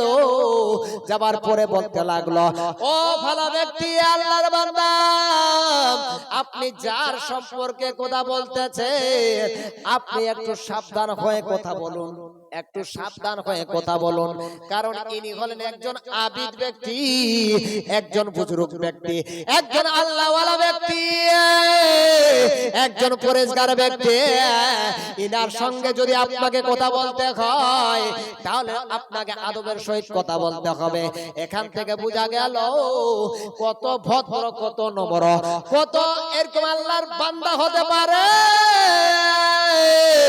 যার নামটা নিতে গেলে এলাকার লোক বলতেছে তোমাকে আদবের সহিত নিতে হবে। বাবা, ওই সময়টাতে জিজ্ঞাসাবাদ করা হলো তার বাসা কোনটা। ওই সবাই মিলে দেখিয়ে দিল, হুজুর, আপনি যার সঙ্গে সাক্ষাৎ করতে এসেছেন, যে আবিদের বাড়ি যাবেন, এই জায়গাটা হলো উনার বাড়ির জায়গা। আপনি এখানে দাঁড়িয়ে থাকেন, এখন উনি নামাজ পড়তে চান, উনি যখন নামাজ পড়া কমপ্লিট হয়ে যাবে হুজুর, আপনার সঙ্গে নিশ্চয় তার সাক্ষাৎ হবে, কথা হয়ে যাবে। সুবহানাল্লাহ, সুবহানাল্লাহ। ওখানকার এলাকার লোক বলছে, আস্তে, ওনার সম্পর্কে আপনি কথা বলতে গেলে লাগামে জবানে কথা, আপনার লাগাম দিয়ে কথা বলুন। উনি জাতা ব্যক্তি নয়, আল্লাহওয়ালা ব্যক্তি, পরেশগার ব্যক্তি, ওলি ব্যক্তি, তাই বলে। হ্যাঁ, মালিক বিন দিনার দাঁড়িয়ে আছে, নামাজ থেকে কমপ্লিট হয়ে গেল। মালিক বিন দিনার সেই খোরাসান শহরের আবিদ ব্যক্তিকে সুন্দরভাবে মিষ্টি সুরে সালাম দিলেন, আসসালামু আলাইকুম। যেমনি সালাম দেওয়া, ওয়ালাইকুম সালাম বলে অ্যানসারটা দিয়েছে। মালিক বিন দিনার জিজ্ঞাসা করার জন্য মনের একটা কথা নিয়ে এসেছে। যেমনি মালিক বিন দিনার ঠোঁট গুলো হইলিয়াছে কিছু বলার জন্য, ওই আবিদ ব্যক্তিটা এই কথাটা বলে দিল, তোমার নাম মালিক বিন দিনার, তুমি আমাকে মনে হয় কিছু বলতে এসেছো। বলে আমি অবশ্যই আপনাকে বলতে এসেছি, তবে এই কথাটা তুমি বলতে এসেছো যে মালিক বিন দিনার আল্লাহ আমার হজ কেন কবুল করেনি? সুবহানাল্লাহ। মালিক বিন দিনার এখনো প্রশ্নই করেনি, কিন্তু মালিক বিন দিনারের মনের কথা বলে দিচ্ছে ওই লোকটা আগে। কত আল্লাহওয়ালা ছিল, কত পরেজগার ছিল, আগেই বলছে এই মালিক বিন দিনার তুমি আমার কাছে কেন এসেছো? আমি জানি না, আমি সব জানি। কি জানেন আপনি বলুন? বলছে ওরে মালিক বিন দিনার তুমি আমার কাছে এসেছো এই জিনিসটা জানার জন্য। আমি 40 বার হজ করতে গেছি, একটা হজ আল্লাহর দরবারে কবুল হয়নি, এটা তুমি আমার কাছে জানতে চাও। মালিক বিন দিনার বলে, ও হুজুর, হ্যাঁ আপনি সত্য বলেছেন, আমি এই কথাটা জানতে এসেছি। ওই আবেদ ব্যক্তিটা বলে, মালিক রে, আমার যখন জীবনের স্টাডিজ তুমি জানতে চাও, তাহলে একটু ধৈর্য সবুর ধরে দাঁড়িয়ে যাও, আমি আমার জীবনের স্টাডিজটা তোমাকে জানিয়ে দিই। মালিক বিন দাঁড়িয়ে রয়েছে, ওই আবেদ ব্যক্তিটা বলতেছে, আমি যখন বাল্যকালে মায়ের ছায়ার তলে ছিলাম, মায়ের আত্মে ছিলাম, মায়ের সঙ্গে ছিলাম, মায়ের প্রত্যেকটা আদেশকে আমি মান্যতা করতাম, প্রত্যেকটা আদেশ মেনে নিতাম। কিন্তু যখন আমি নাবালক থেকে সাবালক হয়ে গেলাম, আমি যখন একটু একটু করে বড় হলাম, আমি যখন আমার গ্রাম শহর অঞ্চলে চলতাম, বিভিন্ন ছেলেদের সঙ্গে আমার সাক্ষাৎ হতো, বিভিন্ন ছেলেরা মেয়েরা আমার বন্ধু বান্ধবী হয়ে গেল, তাদের সঙ্গে তাদের সিস্টেম অনুযায়ী চলতে চলতে আমি একটু একটু করে তাদের সঙ্গে বেশি মিশতে শুরু করলাম। এমন একটা সময় ছিল, এমন একটা রোজার মাস ছিল, যেই রোজার মাসের মধ্যে আমি যেন আমার বন্ধুদের সঙ্গে গিয়েছিলাম। যাওয়ার পরে ওরা আমার বুজুর্গ ব্যক্তি, ও মালিক বিন দিনার, আমি বন্ধুদের সাথে পড়ে গিয়ে আমি চাপে পড়ে একবার একটু মদ পান করে নিয়েছিলাম। মদ পান সুবহানাল্লাহ, সুবহানাল্লাহ। আমাদের ছেলেরা করছে না, অনেক ছেলেরা করছে না, বলছে খাও না, বলছে খাই না, তবে আজকে একটু প্রেসারে খেয়ে নিলাম, বলছে না। কালকে আবার একটা দিন ছিল, কি দিন যেন, ভালোবাসা দিবস। বুনিয়াদপুরে আজকে পেট্রোল পাম্প গুলোতে তেল নাই, তেল তো আছে, দেবে না, দড়ি ফেলে দিয়েছে, আজকে কাউকে তেল দেবে না। সকাল থেকে আমি এটাই ভাবছি যে আজকে এই তেলটা বন্ধটা না করে যদি কালকে করতো তো বেশি ভালো হতো।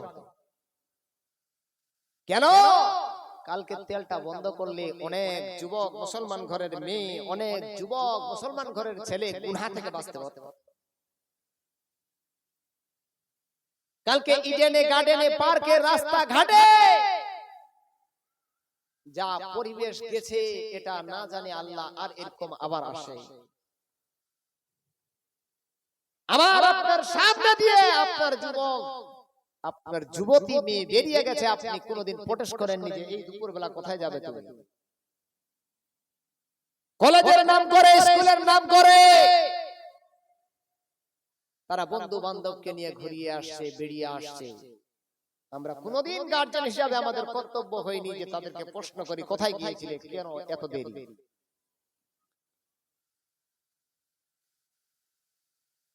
তো দেখলাম একটু মদ, কালকের দিন অনেক মদ পান করেছে অনেক ছেলে, যে কোন সম্প্রদায়ের হোক, কালকে একটা এমন দিন ভালোবাসা দিবস তারা উদযাপন করেছে মদ পান করেছে, অনেক ছেলে করেছে। তবে বিকরের লোকজন, বিকরের ছেলেরা ভালো, যুবক যুবতীরা ভালো, আমি জানি তারা এরকম কাজ করতে পারে না। বাবা এখানকার 2 বছর ধরে আমি আসছি, বাল্যকালে ছোটবেলাও আসতাম, আগে খুব বড় বড় জালসাতে গজল পড়তে আসতাম, সবাই আমাকে 10, 20, 25, 50 করে টাকা দিয়ে কয়েক হাজার টাকা হয়ে যেত ছোটবেলাতে। আপনাদের মনে আছে কিনা আমার ভালো করে মনে আছে। এখন আপনাদের দোয়াতে বরকতে আজকে বক্তা আল্লাহ তৈরি করেছে যেরকম হোক, যদিও হতে পারে গুনাহগার বিভিন্ন জায়গায় বিভিন্ন স্তরে আজকে জালসা, জলপাইগুড়ি, শিলিগুড়ি, মালদা, দক্ষিণ দিনাজপুর, উত্তর দিনাজপুরে জালসা করে বেড়ায়, আপনাদের দোয়া। একটু ভুল করার কারণে ও একটু মদ পান করেছিল নিজের বন্ধুদের সাথে। অবিকরের মানুষ মালিক বিন দিনারকে সে ঘটনাটা খুলে বলতেছেন। পবিত্র রোজার মাস ছিল, রোজার মাস। আমি বাড়ি থেকে বেরিয়ে গেছি, খাবার একটা সময় থাকে, সেই খাবার সময়টা অতিক্রম হয়ে গিয়েছিল।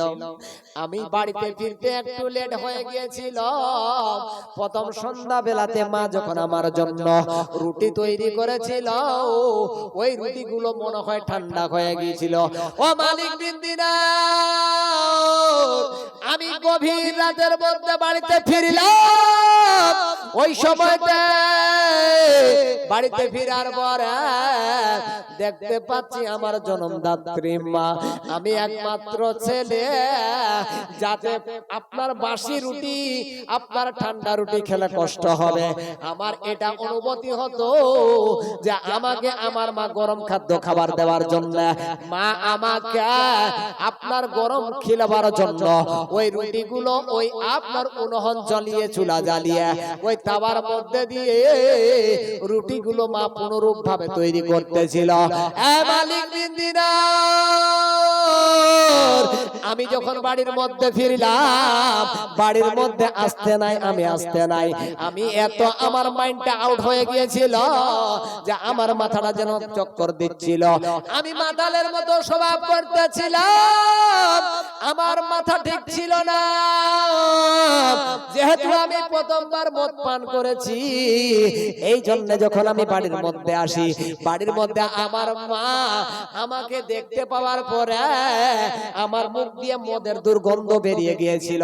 আমার বাড়ির মধ্যে আচার নেচার গুলো দেখার পরে আমার জন্মদাত্রী মা জেনে গিয়েছিল আমি মা মদ পান করে এসেছি। এর জন্য আমার মা আমাকে মারিনি, আমার মা আমাকে শাসন করে নাই। এর জন্য আমার মা আমাকে শাসন টাটন না করে একটা কথা বলেছিল, রে মালিক, একটা কথা বলেছিল। মায়ের কথাটা ছিল এটাই রে বাবা। কি কথা ছিল? মা বলেছিল, রে বেটা, 10 মাস 10 দিন তোকে গর্ভ ধারণ করেছিলাম, 2 থেকে 2.5 বছর অবধি তোমাকে স্তন পান করালাম। বেটা, আমি কোনোদিন কল্পনা করতে পারিনি তুমি মদ পান করে আমার সামনে এসে দাঁড়াবে। ও আমার আল্লাহ, এই দৃশ্যটা দেখার আগে আমাকে তুমি কেন মরণ দিলে না? এই কথাটা আমার মা বলতেছিল। আমি যেহেতু মাতাল হয়েছিলাম, হাইরে আমার মা যেমনি এরকম কথা বলা, আল্লাহ এই দৃশ্যটা দেখার আগে কেন মরণ দিলে না? এই মরণের কথাটা মা আমার বলতে নাই। আমি নিষ্ঠুর ভাবে ওই মাতাল অবস্থাতে আমি 1 পা 2 পা করে মায়ের কাছাকাছি গেলাম। মা আমায় মনে হয়তো মা ভেবেছিল যে আমার ছেলে আমার পা ধরে ক্ষমা চাইতে এসেছে, আমার কাছে ভুল মাপ চাইতে এসেছে। ওরে মালিক বিন দিনার, আমি মদ পান করার কারণে এত পশুর মতো আকৃতি হয়ে গিয়েছিল। আমার মা আমাকে গরম খাদ্য খাবার দেওয়ার জন্য যে নত নতুন করে রুটি আপনার গরম রুটি তৈরি করতেছিল, ওই উনুনটা ছিল, চুলাটার মধ্যে তাওয়াটা ছিল। ও মালিক বিন দিনার, আমি আমার হাত দিয়ে মদ পান করা অবস্থাতে আমি ওই গরম তাওয়াটাকে ধরে ফেলে দিয়েছিলাম। দেবার পরে আমার মায়ের মাথার চুলের মুঠিগুলো আমার ডান হাত দিয়ে আমি ধরেছিলাম। ওই ধরার পরে মালিক বিন দিনার, আমি এতটা অদ্ভুত হয়ে গিয়েছিলাম, যেই মা আমাকে জন্ম দিয়েছিল রে মালিক, সেই মাকে আমি ওই জ্বলন্ত উনুনের মধ্যে আমি পুড়িয়ে দিয়েছিলাম। সুবহানাল্লাহ, সুবহানাল্লাহ। জ্বলন্ত আগুনে আমার মায়ের মাথার চুলগুলো হাতের সঙ্গে জড়িয়ে ধরে আমি চুলাতে ভরে দিয়েছিলাম। তার জন্য একবার নয়, দুইবার নয়, আমি 40 বার হজ করেছি। একটা হজ আমার আল্লাহর দরবারে কবুল হয় না। সুবহানাল্লাহ, সুবহানাল্লাহ। শুধু তাই নয়, এ মালিক বিন দিনার, যখন আমার মদের যে নেশা যখন কেটে গিয়েছিল, এই হাতটাকে আমি শাস্তি দেওয়ার জন্য বাম হাতে একটা অস্ত্র তরোয়াল নিয়ে আমি এই ডান হাতটা গোটাটাই কেটে ফেলে দিয়েছি। শুধু তাই নয়, শুধু তাই নয়, ওরে মালিক, আমি আমার ভুলটা বুঝার পরে এই হাতটা গোটা কেটে দিয়েছে। গভীর রাতে আল্লাহর কাছে আমি আরাধনা করতাম, আল্লাহর কাছে কাঁদতাম, আমি বলতাম, আল্লাহ তুমি আমাকে মাফ করে দাও। কিন্তু আল্লাহর তরফ থেকে কোনো সিগন্যাল পাইনি বলে তার জন্য আমার শরীরটাকে আমি 50 থেকে 60 কিলো ওজনের শিকল বেঁধে, আমার হাতের মধ্যে শিকল, ঘাড়ের মধ্যে শিকল, পায়ের মধ্যে শিকল, আমি যখন চলাফেরা করি তখন আমি এই শিকলের আপনার ওজনটা শরীরের মধ্যে আমি কষ্ট পাই। এই ওজনটা দিয়ে আমার কষ্টটা আমার শরীরের মধ্যে লাগাই, এই জন্য লাগাই যার মাধ্যম দিয়ে দুনিয়াদারিতে আসলাম, যে মা আমাকে জন্ম দিল, সেই মাকে আমি এত বড় একটা কঠোর ভাবে তাকে আমি আগুনে পুড়িয়ে দিয়েছিলাম। ও মালিক বিন দিনার, একবার নয়, দুবার নয়, আমি 40 বার হজ করেছি, একটা হজ আল্লাহ কবুল করে না। ওরে মালিক বিন দিনার, আমি এখনো রাতের বেলাতে তাহাজ্জুদের নামাজ আদায় করি, আমি প্রত্যেকটা নামাজ পাই টু পাই আদায় করি রে মালিক, তবু আল্লাহর কাছে আমি দোয়া চাই, কিন্তু আল্লাহ রাব্বুল আলামিন আমাকে আমার দোয়া কবুল করে না। সুবহানাল্লাহ, সুবহানাল্লাহ। কতবার হজ করেছিল? 40 বার। 40 বার। তবু হজ কবুল হয়নি। মায়ের সঙ্গে এই আচরণ, এই আচরণটা তো জঘন্যতম, যে একটা মাকে জ্বালিয়ে দেওয়া যায়, পুড়িয়ে দেওয়া যায়। কিন্তু আজকে যে আমাদের মায়ের সঙ্গে, বাবার সঙ্গে যে আচরণ, এটা আগুনের থেকে বেশি বিষাক্ত। আমার দয়ার নবী, নূরের নবী, উম্মত উম্মতিদের জন্য একটা বার্তা দিয়েছেন। ও আমার উম্মত উম্মতিরা, ও আল্লাহর বান্দা বান্দিরা, তোমরা যদি কোনো মানুষকে বললাম দিয়ে আঘাত করে থাকো, তরবাল দিয়ে আঘাত করে থাকো, সে না জানি সেই যন্ত্রণাটা, সে কাটা দাগটা মরার আগে অবধি মিশে যেতে পারে। কিন্তু ওরে আমার উম্মত উম্মতি, তোমরা একটা কথা মনে রাখবে, যদি তোমার মুখের জবান দিয়ে কাউকে মেরে থাকো, যদি তুমি তোমার মুখ দিয়ে কাউকে আঘাত করে থাকো, তোমার মুখ দিয়ে যদি কাউকে তুমি যন্ত্রণা দিয়ে থাকো, বললাম এর আঘাতটা তোমার মিশে যাবে, বোঝা যাবে না। কিন্তু আরে আমার উম্মত উম্মতিরা, তুমি যদি তোমার মুখ দিয়ে কাউকে আঘাত দিয়ে থাকো, তাহলে এই আঘাতটা মেশাবে না, এই আঘাতটা তোমার সঙ্গে হাসর অবধি যাবে। আজকে আগুনের থেকে পুড়ে যাওয়ার থেকেও বেশি যন্ত্রণাদায়ক আমরা কথা ইউজ করি মা বাবার সাথে। হযরত উমর ফারুক খলিফা ইয়ামান দেশ থেকে একজন ব্যক্তি নিজের পিঠে করেন নিজের অসুস্থ মাকে নিয়ে এসেছেন, কাবা তওয়াব করতেছে, নিজের মাকে পুটলি করে পিঠে বেঁধে নিয়েছেন। এই তওয়াব করতে করতে হযরত উমর ফারুকের সঙ্গে দেখা হয়ে যায়। ওই ইয়ামান দেশের ব্যক্তিটা হযরত উমরের কাছে এসে জিজ্ঞাসা করে, ও নবীর খলিফা উমর, তোমাকে একটা প্রসঙ্গ জিজ্ঞাসা করতে চাই উমর। প্রসঙ্গটা হলো এটাই যে আমি আমার মাকে একবার নয় দুইবার নয়, আমার এই বয়স্ক মাকে, বৃদ্ধ মাকে, প্রতিবন্ধী মাটাকে আমি কয়েকবার এইভাবে কাবা তওয়াফে নিয়ে এসেছি, কয়েকবার আমি এরকম হজ করেছি উমর। ওই উমর তুমি বল, তুমি আমাকে জানিয়ে দাও, আমি আমার মাকে প্রতিবার হজে এরকম জায়গা করে দিয়েছি, এরকম পজিশনে মায়ের সেবা যত্ন করেছে। পরে উমর নবীর সাহাবী উমর খলিফা বল, আমি আমার মার হক আদায় করতে পেরেছি কি পারিনি? যেমনি এরকম কথা শোনা হযরত উমর সঙ্গে সঙ্গে বলতে লাগলো, ওরে আমার ভাই, আমার প্রতিবেশী, তুমি তোমার মাকে কয়েকবার ধরে নিজের পিঠের মধ্যে বেঁধে কাবা তাওয়াফ করেছ, তুমি হজ করেছ, তুমি ইহরাম করেছ, তুমি সাই করেছ, তুমি সাফা মারওয়ার দৌড় লাগিয়েছ,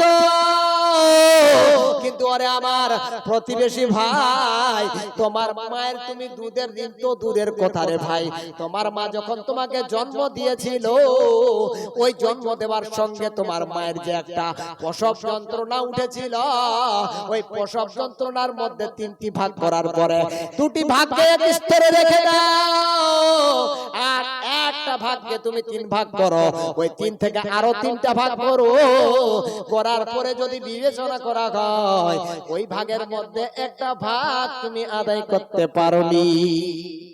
সুবহানাল্লাহ, সুবহানাল্লাহ। একটা হক, একটা ভাগ আদায় করে নিও। হায়রে মদিনা,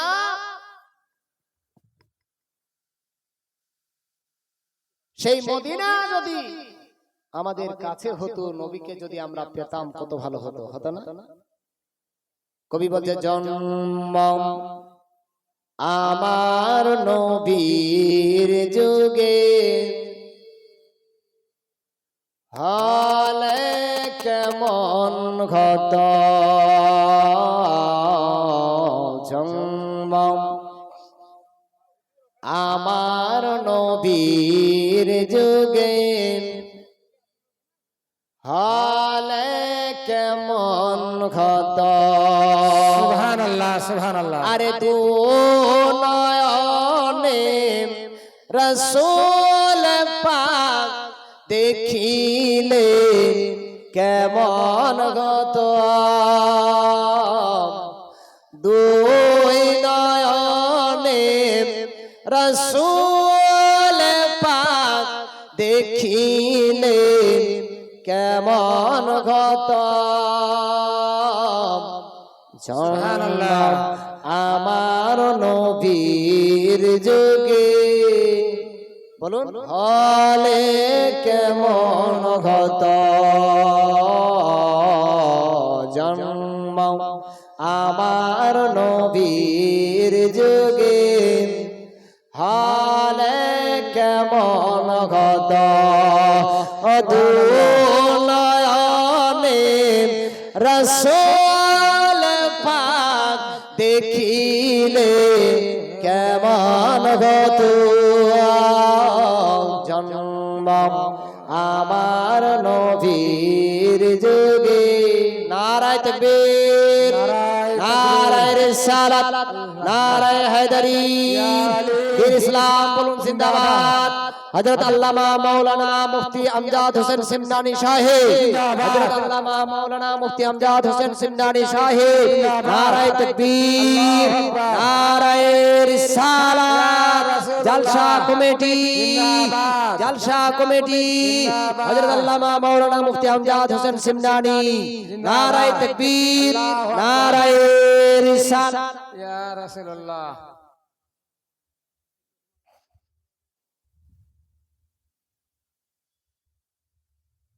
ব্রাদার ইন ইসলাম,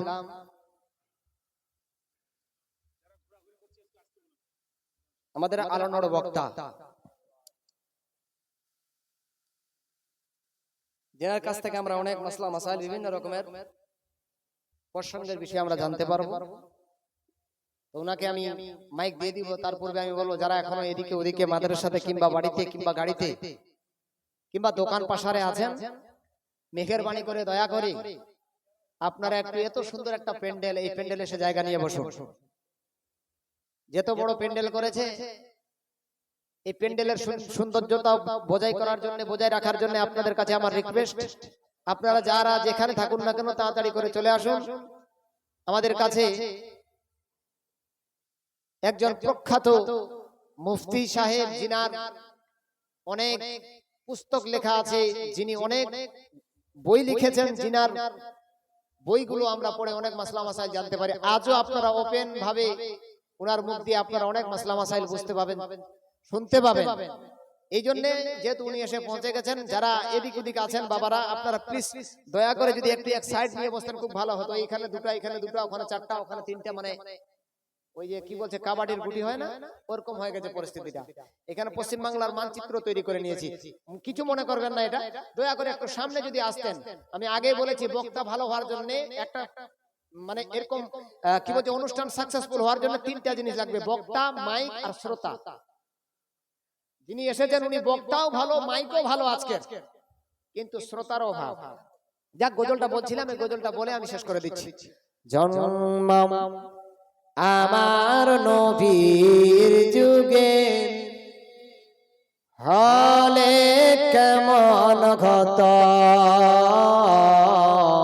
জন্ম আমার নবীর যুগে হলে কেমন ঘত, আরে দু নয়নে রাসূল পাক দেখিলে কেমন গত, দু নয়নে রাসূল পাক দেখিলে কেমন গত, জন্ম আমার নবীর যুগে পড়ুন হলে কেমন হতো, আস্ত ভেসে হযরতে বেলালের মধুর আযান, যার আযানে ছিল এত প্রেম মুগ্ধ হয়ে রহমান, আস্ত ভেসে হযরতে বেলালের মধুর আযান, যার আযানে ছিল এত প্রেম মুগ্ধ হয়ে রহমান, দয়ার নবীর পিছে নামাজ পড়লে কেমন হত, দয়ার নবীর পিছে নামাজ পড়লে কেমন হত, দু নয়নে রাসূল পাক দেখিলে কেমন গত, আরে দু নয়নে রাসূল পাক দেখিলে কেমন গত, জন্ম আমার নবীর যুগে হলে কেমন হতো। যাই হোক, আয়াত পড়েছিলাম, বাবিল ওয়ালিদাইনি ইহসানা, এই আয়াতকে সামনে রেখে দুই চারটি কথা আপনাদের সামনে আলোচনা করেছি। যদিও এই কথাগুলো বার্তার মধ্যে, বক্তব্য ওয়াজের মধ্যে যদি কিঞ্চিত পরিমাণ হয়ে থাকে ভুল ত্রুটি, সবার কাছে আমি ক্ষমা প্রার্থী। ওমা আলাইনা ইল্লাল বালাগ। আসসালামু আলাইকুম ওয়া রাহমাতুল্লাহি ওয়া বারাকাতুহু। নারে তাকবীর, জোরে বলেন, জোরে বলেন, ভাত খাননি মনে হয়, জোরে বলেন নারে তাকবীর, নারে সালাত। দেখেন এত ভাগ্যবান এই মুফতি সাহেব পেয়েছেন, একে বলা হয় হাদিস কোরআনের কম্পিউটার। বলবেন সুবহানাল্লাহ। হাদিস কোরআনের কম্পিউটার। জোরসে বলেন, আরো জোরে বলেন, নারে তাকবীর। হাতগুলো উঠিয়ে উঠিয়ে